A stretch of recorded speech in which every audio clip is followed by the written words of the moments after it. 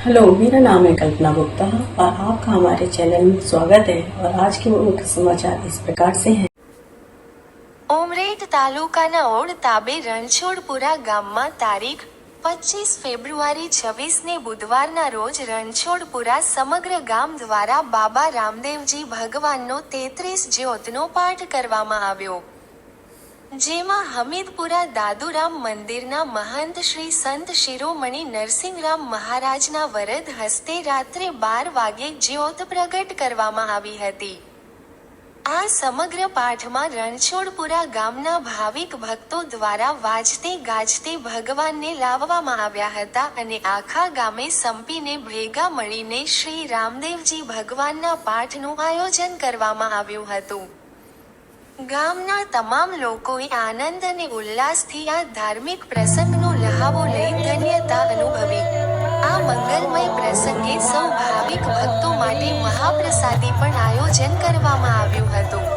Reporter Dilip Patel odd.